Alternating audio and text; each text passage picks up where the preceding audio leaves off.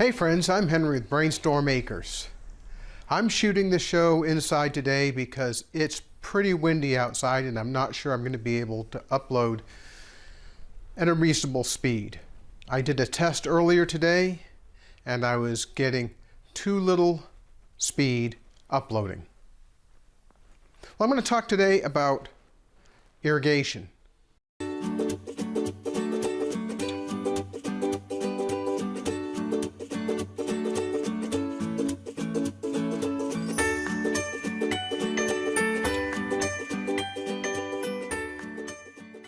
Now you've heard Irene talk about drip irrigation and how all that works. She talked about a battery-operated timer that can switch water off and on to control the drip irrigation. I'm going to talk about something a little different.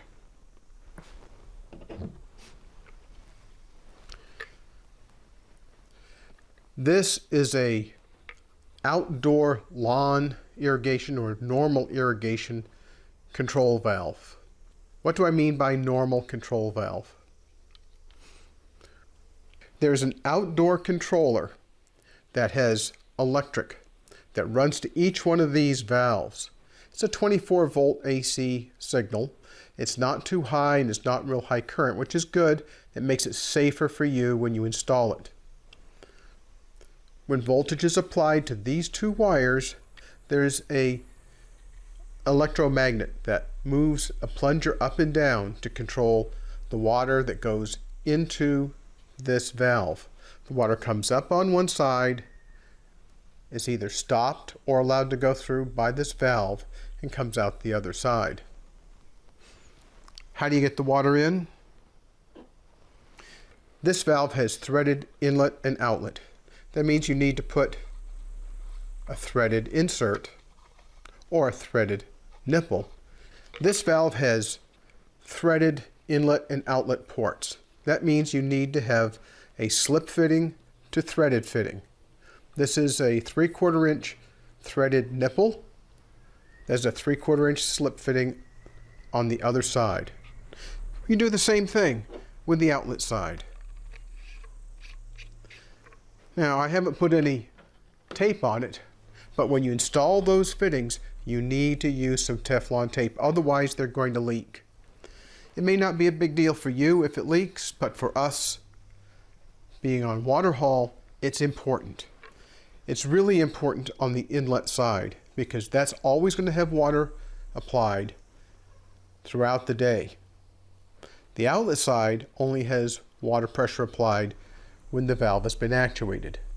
Well, this valve is a special kind of valve. It's an anti-siphon valve, which means when you turn off the electromagnet that controls the valve, you're not going to have a choice, or you're not going to have a chance of water going from the irrigation out here back into the supply line of the water that comes in here.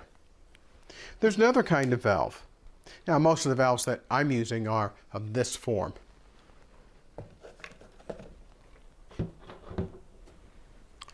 There's another kind of valve that also has an electromagnet on top, but you notice it doesn't have that additional bump on it. Well, that bump is where the anti-backflow prevention device actually exists in these valves.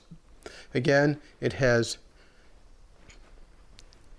the inlet side marked with an arrow coming in. It has threads on the inside that accepts a 3/4 inch male nipple.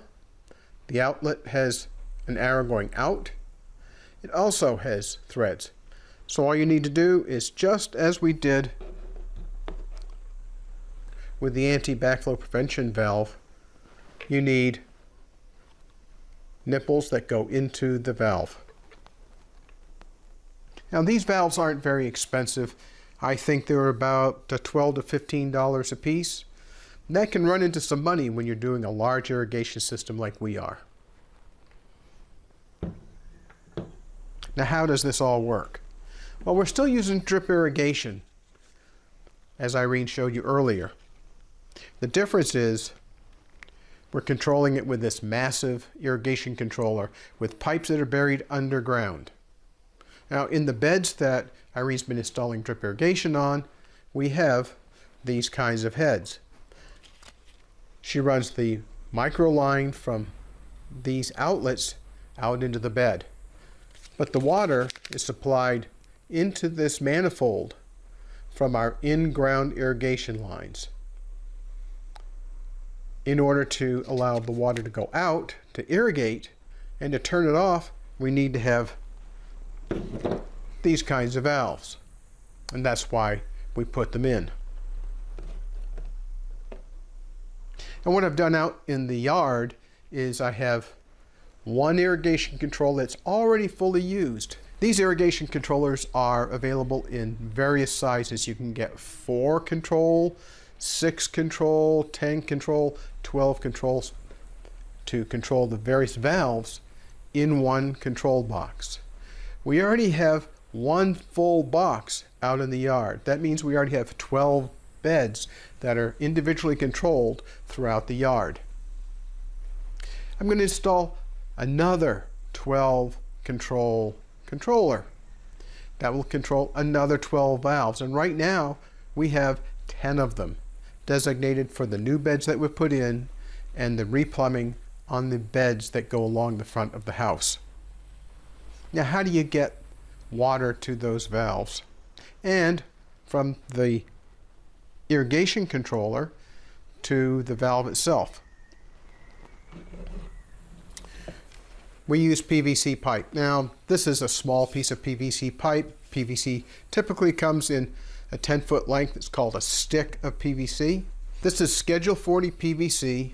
It's commonly available at most hardware stores and definitely all home improvement stores. The big box stores like a Lowe's or a Home Depot will have this on racks. Sometimes they run out, so it's a good thing to give them a call if you're going to go pick up PVC in particular.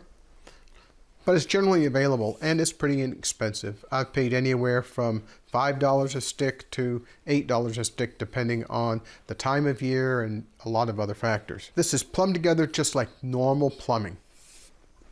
Elbows, T's, all those kinds of things. To plumb the we have some birds trying to fly in that really high wind. It's probably 25 to 30 miles an hour right now, and the birds are still coming in for water. You know, that's a scary thing for those birds because with that kind of wind, they can easily get pushed into the buildings, the ground, the other obstructions we have in the yard. Hopefully we won't have any get damaged today. So back to plumbing in a manifold. We apply glue to the stick, glue to the fitting, glue it on, glue it into a T. The T is run back to the valve and to the next riser.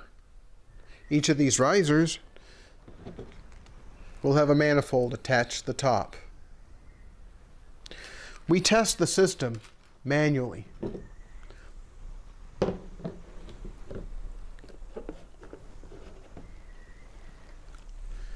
The nice thing about these valves is you can operate them manually, which is what we're doing right now until I get the electric lines connected first from the electric that goes to the box and then from the box to each control valve.